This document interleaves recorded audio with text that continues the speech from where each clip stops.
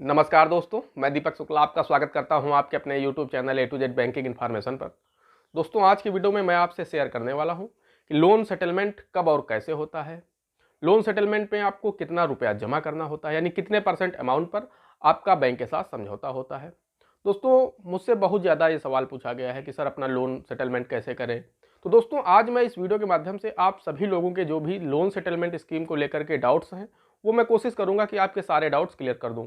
उन सभी सवालों के जवाब आज मैं इस वीडियो के माध्यम से आप सभी को देने वाला हूं, और मैं स्टेप बाय स्टेप सभी बातों को समझाऊंगा कि किस तरह से आप भी अपने लोन अकाउंट को सेटलमेंट कर सकते हैं।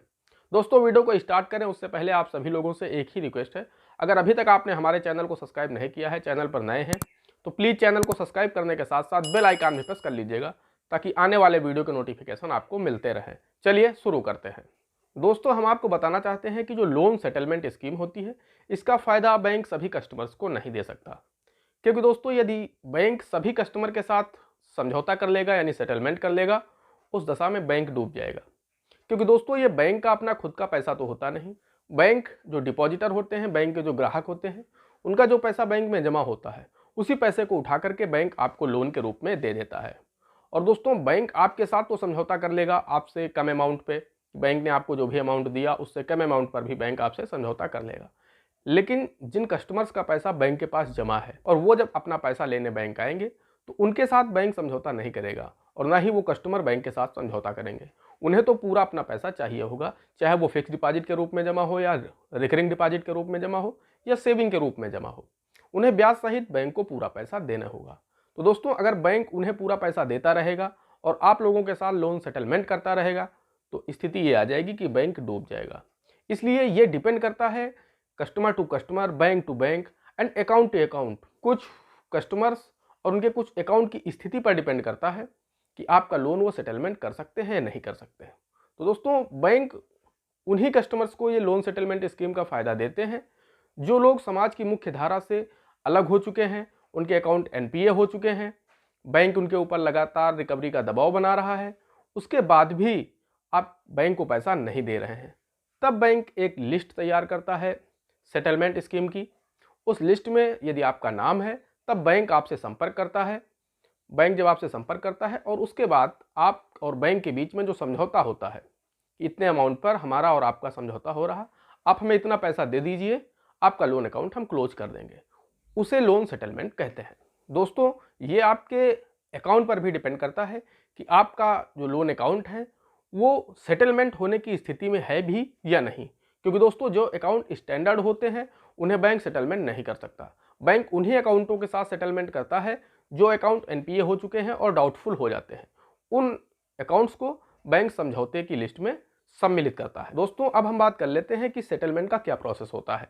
तो दोस्तों, लोन सेटलमेंट का जो प्रोसेस होता है उसमें सबसे पहली बात तो ये है कि आपका अकाउंट जब एनपीए हो जाता है, एनपीए होने के भी कुछ दिन बाद बैंक देखता है, कोशिश करता है रिकवरी करने का, लेकिन फिर भी जब उस अकाउंट में कोई भी पैसा जमा नहीं होता है, उस दशा में बैंक अपनी जो सेटलमेंट की लिस्ट तैयार करता है उसमें आपका नाम सम्मिलित कर लेता है, जो डाउटफुल अकाउंट्स होते हैं बैंक की नज़र में।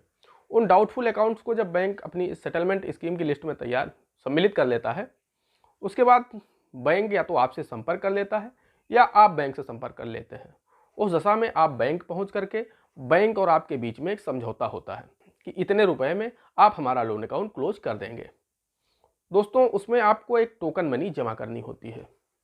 वो टोकन मनी आपका, मान लीजिए आपका कोई भी लोन 1 लाख रुपए में समझौता हुआ है, और उसमें यदि आप 1000, 5000, 10,000 जो भी टोकन मनी के रूप में पैसा जमा करते हैं, वो पैसा बाद में आपका लेस कर दिया जाता है और उसमें आपको 90 दिन का टाइम दे दिया जाता है।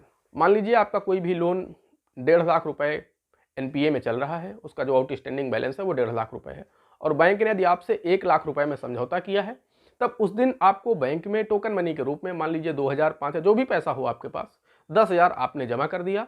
उसके बाद आपको एक फॉर्म होता है, उसमें आपको साइन कर देना होता है, समझौता फॉर्म होता है। बैंक अपने उसे रीजनल ऑफिस या जोनल ऑफिस भेज करके अप्रूवल करा लेता है।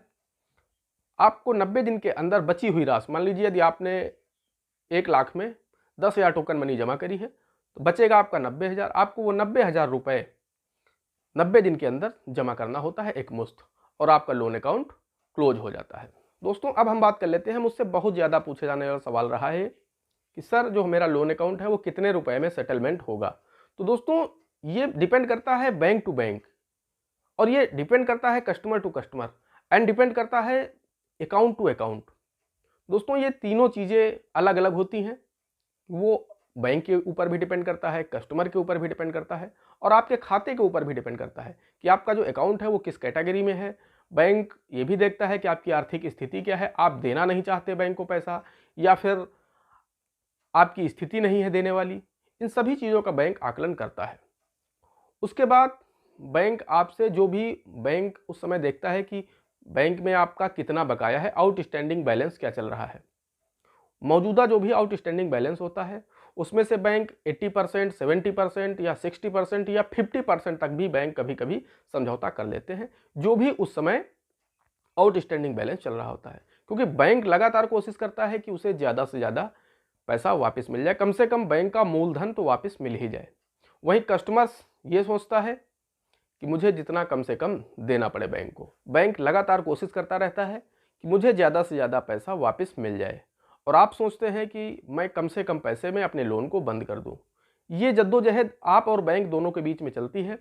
अंत में आप दोनों एक अमाउंट पर जाकर सहमत हो जाते हैं, एक समझौता कर लेते हैं कि जी हाँ मैं इतना अमाउंट आपको दे सकता हूँ, और बैंक को यदि लगता है कि हाँ सफिशियंट है बैलेंस, क्योंकि बैंक का जो पैसा डूब रहा होता है, बैंक सोचता है कि चलो कम से कम जितना पैसा मिल गया वही अच्छा है। उस दशा में आपसे और बैंक के बीच में समझौता हो सकता है। इसलिए मैंने आपको बताया कि कभी कभी बैंक जो भी आपकी मौजूदा आउटस्टैंडिंग बैलेंस होता है उसका 50% अमाउंट पर भी बैंक आपसे समझौता कर लेते हैं, और ये राशि 50%, 60%, 70%, 80% या 90% भी हो सकती है, या कुछ एक शर्तों में ऐसा भी होता है, कुछ एक खातों में भी ऐसा होता है कि बैंक आपसे जो भी आउटस्टैंडिंग बैलेंस होता है उसका 100% पैसा आपसे ले लेते हैं, लेकिन उससे आपका जो इंटरेस्ट जो कैलकुलेट है कि होकर के आपके अकाउंट में ऐड नहीं किया गया है, बैंक वो इंटरेस्ट आपको छोड़ देते हैं कि आपको कोई भी इंटरेस्ट अब नहीं देना है। क्योंकि जब से आपका लोन अकाउंट एनपीए हो जाता है, आपके लोन अकाउंट में इंटरेस्ट कैलकुलेट होकर ऐड होना बंद हो जाता है। मान लीजिए यदि आपका कोई भी लोन अकाउंट 2017 में एनपीए हुआ था, तब से उस अकाउंट की जो भी आउटस्टैंडिंग बैलेंस 2017 में रहा होगा वही आज 2022 में भी दिखाएगा आपके खाते में कितना मौजूदा बैलेंस है। जबकि यदि उसमें इंटरेस्ट कैलकुलेट करके ऐड कर दिया जाए तो वो बैलेंस हो सकता है उस अमाउंट का डबल भी हो सकता है, उससे ज़्यादा भी हो सकता है। तो बैंक आपका वो इंटरेस्ट छोड़ देता है कि अब हम कोई भी आपसे इंटरेस्ट चार्ज नहीं करेंगे, और आप जो भी मौजूदा आउटस्टैंडिंग बैलेंस है वो जमा कर दीजिए। या फिर मैंने आपको पहले बताया कि ये बैंक पर डिपेंड करता है, आपके अकाउंट पर डिपेंड करता है, आपकी स्थिति पर डिपेंड करता है कि बैंक आपके साथ किन शर्तों में क्या समझौता करता है। दोस्तों इसका जो असर होता है वो सिबिल पर भी पड़ता है। जब भी आप कोई भी अपना लोन अकाउंट सेटलमेंट करते हैं तो उसका असर आपकी सिबिल पर जरूर पड़ता है।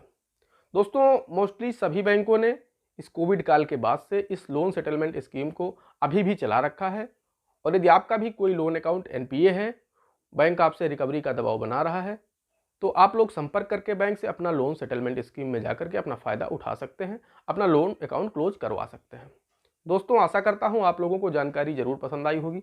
अगर जानकारी पसंद आई हो तो प्लीज़ वीडियो को लाइक कर दीजिएगा, साथ ही साथ इसे शेयर अवश्य कर दीजिएगा ताकि यह जानकारी ज़्यादा से ज़्यादा लोगों तक पहुंच सके। दोस्तों आज की वीडियो में इतना ही, मिलते हैं अगले वीडियो में किसी अगले टॉपिक के साथ। तब तक के लिए जय हिंद, जय भारत।